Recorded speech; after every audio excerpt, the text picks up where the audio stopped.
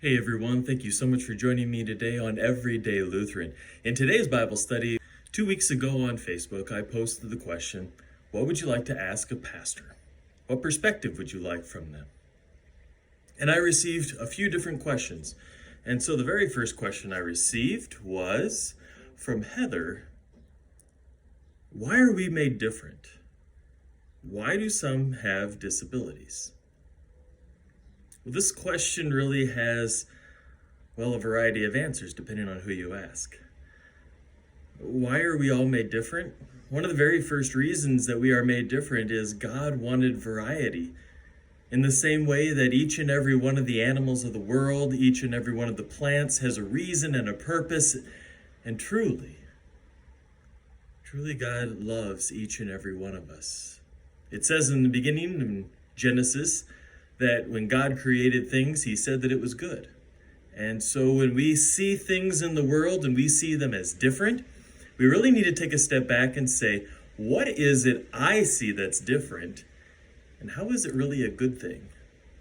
We need to be the ones that are more aware of how God is enacting the beauty, the complexity, and also the simplicity of this world and how it is we are a part of it.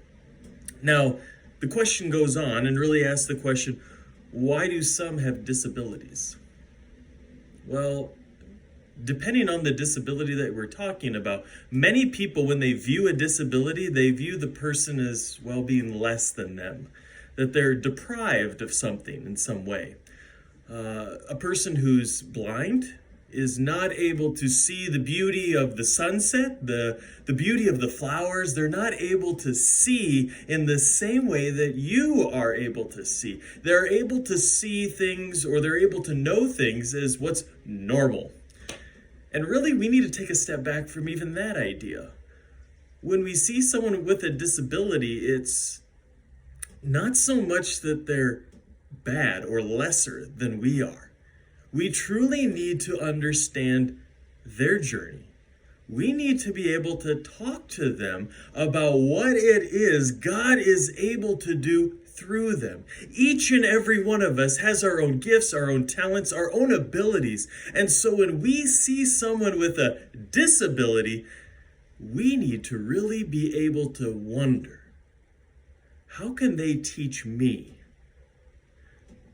For many of the people that I know that have a disability, they usually can teach me something about something in the world that I was never even able to understand. I give you the example, one of my friends in high school who was blind, and yet he was able to see the world in such a clearer way. He was able to understand people better than others around him. He was able to hear in your voice when you were lying. He was able to hear in the world around him when something had changed that no one else had seen yet. He was able to view the world better than some of us. And so when we see someone with a disability, maybe we need to be really asking the question of, what is God trying to teach us? And how is it we can really be a community together? Now, the second question that I had comes from a young man named Wyatt. Why do I have so much faith? And then COVID-19 comes, and now I'm worried, and I don't feel I have a lot of faith. And does that make God mad? Well, there's a lot of questions there. Having faith is a good thing. Having faith that grows is an even better thing. When we face challenges and obstacles in our daily life, our faith grows. Our understanding of who God is and what God is calling us to be is something that truly helps us to be closer to God. So when something like a disease enters into our lives, many people may wonder, did God have a hand in this? And many people will even say God is punishing us. However, until I hear from God's own voice that this is the case, I usually see illness in this world as the brokenness of this world. An opportunity for us as God's people to come together and truly be people of faith, supporting, loving, and caring for one another. So when COVID-19 came and it stopped a lot of things, it stopped us going to school, seeing our friends, seeing family, we're really able to realize how important, how valuable these things are for us. As for that feeling of not having a lot of faith right now, that's okay. It's okay to doubt. It's okay to question.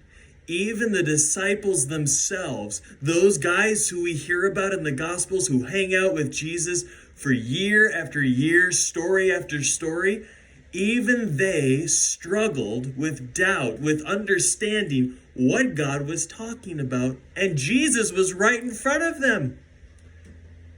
So I want to encourage you to keep turning to God in prayer, to keep reading the stories to understand what God is calling you to do,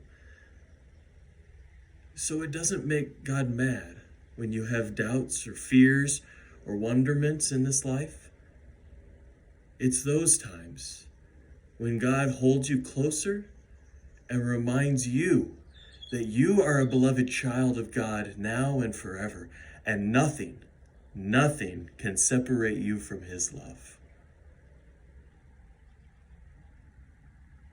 If you have any questions or concerns about these questions, or if you have any other questions that you want, please submit them down in the comments down below, and I'll try my best to answer them in a previous video or in another video, or answer them in the comments below.